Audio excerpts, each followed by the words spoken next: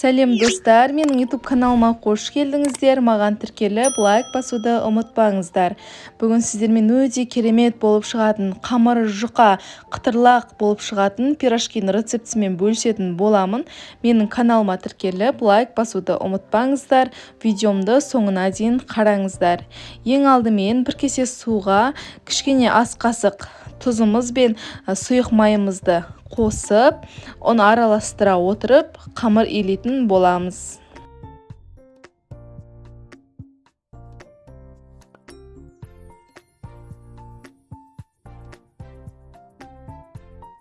Қамырымыз қолдың икеміне келетіндей болған кезде қолымызбен илеп, тұндырып 15-20 минутқа бетін жауып қойып қоятын боламыз.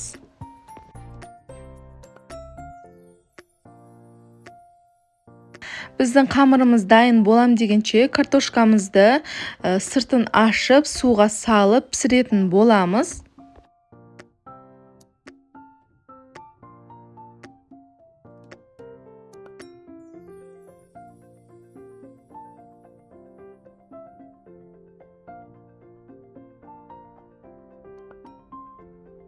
Біздің картошкамыз пісем дегенше қамырымызды тағы бір рет бетін ашып қайтаратын боламыз.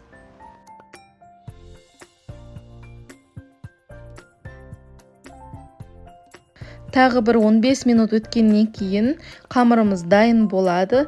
Дайын болған қамырымызды екі бөлікке бөліп, бір бөлігін жұп-жұқа етіп жаятын боламыз.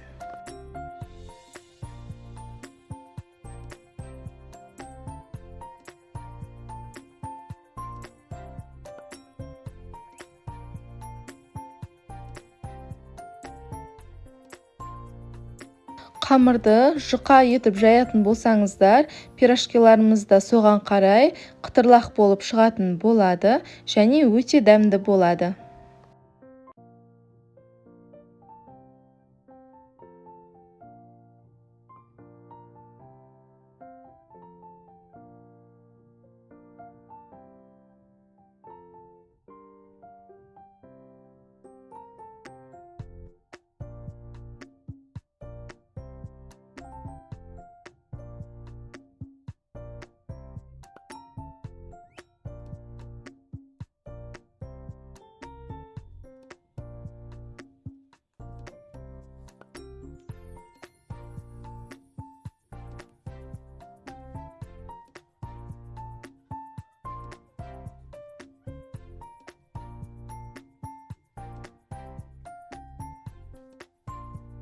Қамырымызды үлкен қылып жайып алдық. Ал енді бұл қамырымызды тура манты секілді бір-бірінің үстіне қоя отыра пышақтың көмегімен кесетін боламыз.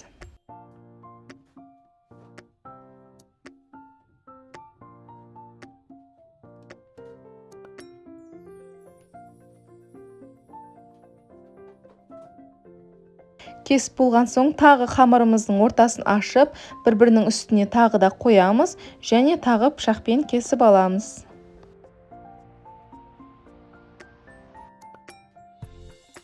Біздің қамырымыз дайын болды.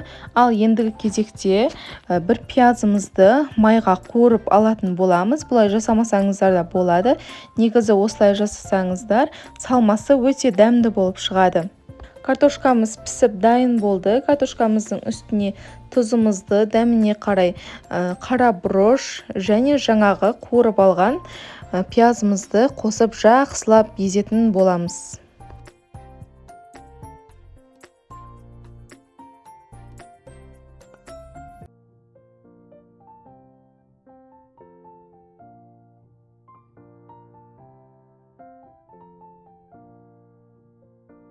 Жаңағы кесіп алған қамырымызды столымыздың бетіне жақсылап орналастырып аламыз және осы дайындап қойған салмамызды арасына сала отыра жақсылап жан-жағын түйіп шығамыз.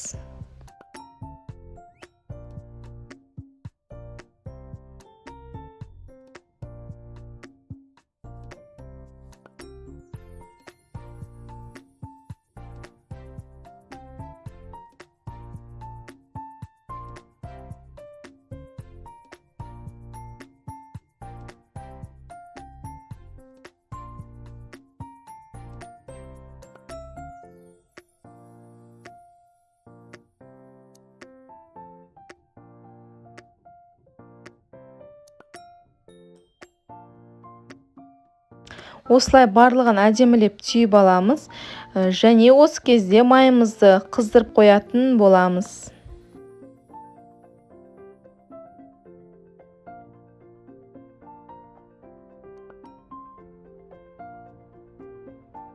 Дайын болған пирожкиларымызды шетінен бастап, қызып тұрған майымызға қуыратын боламыз. Екі жағы да қып-қызыл болып қуырылады.